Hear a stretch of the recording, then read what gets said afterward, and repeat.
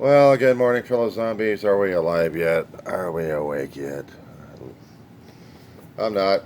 It's about 15 before 9 o'clock in the morning on a Friday, Good Friday, April 3rd, 2026, and already I woke up to the United States losing another two pilots to the Iran war.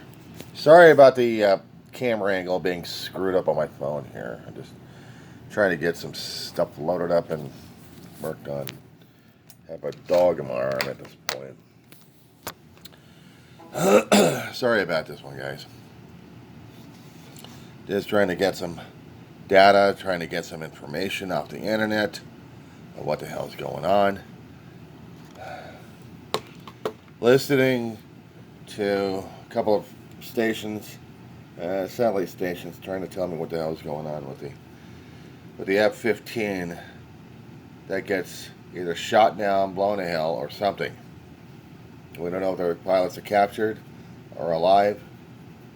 We don't know any other details except that we're missing an F-15. It flew over Iran and was downed. Iranian television and press were showing pieces of supposed F-15, which looks like the F-15 pieces of it. But there's nothing shown about the pilots themselves. Are they dead? Are they alive? What's going on? So, we have no clue. Trump still wants to bomb Iran until he's been reported saying that, until the Strait of Hormuz is open and free. He wants, in his speech that he did a couple of nights ago,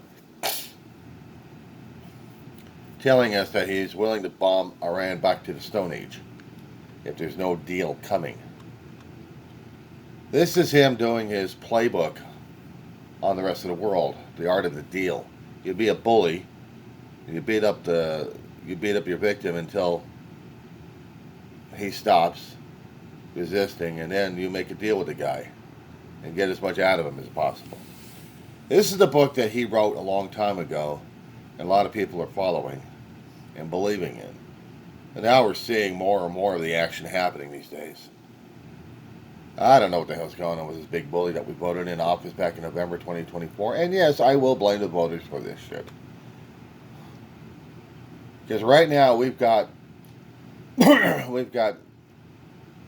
too much skin in it again, too much blood spilled, and we have a U.S. fighter shot down, according to some sources, that are overlapping each other. There's no independent confirmation, except they're repeating the same damn information. We've lost an F-15 crew, a two-man fighter bomber.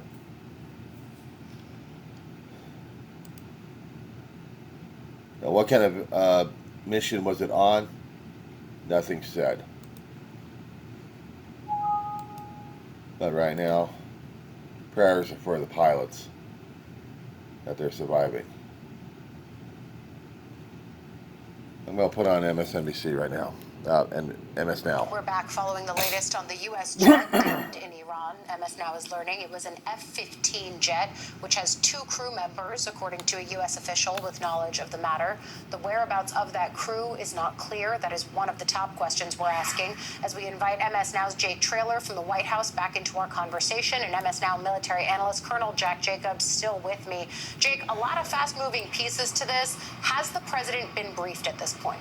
Yeah, Ali, in real time, we are speaking with White House officials, one telling MS Now that the president has now been briefed on the situation of a U.S. fighter jet that went down over Iran and a corresponding search and rescue mission that is, it seems, actively taking place in real time.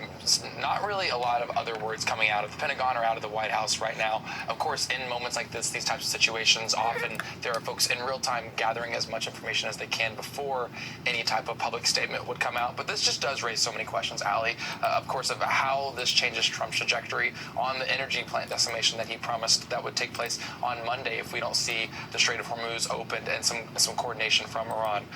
We know that, of course, inside the White House right now, and leading up to this moment, there were all kinds of conversations about winding down this war, the president being bored with this war, looking to move on. In his primetime address on Wednesday, hearing from the president that was just a couple more weeks and this thing would wrap up. How does this moment change that initial calculus? We saw earlier today, before the plane was shot down, we saw the president on Truth Social this morning saying that it would just take a little more time for the Strait of Hormuz to open. This kind of language, a little bit more time, has been happening for weeks now, and it really just illuminates how difficult it is to retract some of what has been started now for weeks in Iran. We expect throughout the day to receive hopefully some more information from these White House officials as to the president's thinking, what the plan is going forward, and of course, hopefully an update on those folks in the Middle East. Yeah, of course, all of that is going to be really important as we keep asking questions. But Colonel, Jake is picking up on something that you and I were talking about just before the break, which is that this is a potential inflection point. And I wonder if you can elaborate on that for us, given the landscape, both politically and geopolitically, that Jake was just talking about. Well, it would appear that after the president's speech that the administration was shooting for the ending of hostilities between maybe 2 and 4 weeks from now. If this aircraft were shot down, it actually was shot down, to say nothing of what may have become of the pilots. And if they get rescued, it's one thing. If they're not rescued and they're captured, it's something else again entirely. This may change the administration's calculus altogether. And it's got one of 3 options. One is to continue carrying on with the objective of ending this 2 to 4 weeks or so that it can open up the straits and alleviate the pressure on oil prices around the world. Number 2, it could double down and really go after Iranian infrastructure as a retaliation. Very seriously go after it and pull out all the stops to do what it said it was going to do initially a month ago. Or 3, look for an out. Find some way to make arrangements to get if they are captured, to get our pilots back in exchange for ending hostilities. So it would appear that the shooting of the plane down it presents the administration with a wide variety of problems, and it's going to have to solve all of them. It's going to have to solve all of them, and there are questions still to be asked, likely by Jake and others of our colleagues there, about their willingness to abandon an initial timeline if that's what this inflection point and situation ultimately calls for. Again, we are keeping track of what is happening with that search and rescue operation, as for the first time a U.S. jet has been downed in Iran during this ongoing war. Jake Traylor, Jack Jacobs, thank you both for bringing us the latest. We're going to be right back with reaction from Capitol Hill. Stay here.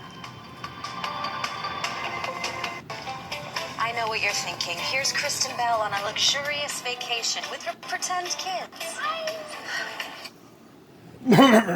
These people are exceptionally well trained. They're physically able to do a lot of these things, and they are trained specifically for this kind of an event, even though they hope it never happens to them.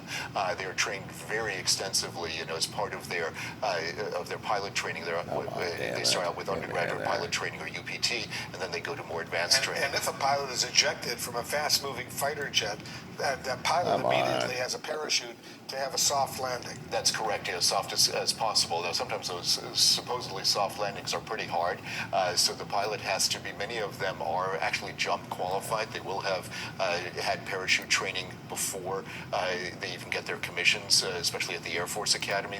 They do that quite a bit, and so they will go in and have that training, and they will be familiar with the kinds of procedures that you would get in, say, Army Airborne training. So that's the kind of thing that is very important. It really helps them survive an event like this. But the forces, as you mentioned, Wolf, are really hard on the body, and that can be a very difficult thing. And oftentimes there are a lot of broken bones in situations like this, and you have to be really careful with that. Yeah, and we just learned, we want to note from two sources that U.S. forces were in fact looking for 2 pilots. We did confirm that there are 2 crew members that they were looking for. We don't know what the status is of the search and rescue, but we've learned, according to an anchor for an Iranian news agency, that they're putting out a reward for the Iranian side for what they're calling the enemy pilots. Just tell us how dangerous and risky all of this is for the pilots and for the search and rescue teams. It's exceptionally dangerous, and our search and rescue capabilities have really evolved quite a bit, Pamela, from the Vietnam War and through the Bosnian conflict, as well as into the wars in the desert in the Middle East.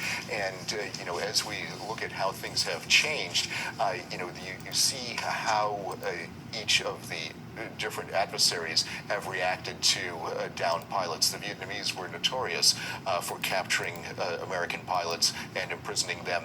In fact, the local population was exceptionally hostile to American pilots, and they would, of course, we ended up with a lot of POWs as a result of those situations. Now the effort is made to try to avoid capture as much as possible, although aircrew members are trained on how to behave during an interrogation or during the capturing of, if they were to be captured, they know how to behave during those situations, but they also want to follow the Geneva Convention and, make sure that they aren't captured, because one of the credos of the American military forces is that you avoid capture as much as possible, but if you are captured, that you also resist as much as possible and give as little information as possible. Colonel Layton, thank you very much. Sabrina Singh, thank you as well.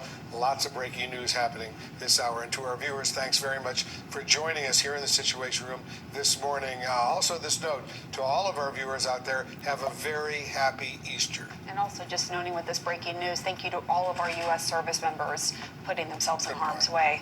We'll see you back here Monday morning and every weekday morning at 10 Eastern. Inside Politics with our friend and colleague Manu Raju starts after a short break. I'm going to leave it at that, guys. VisionWorks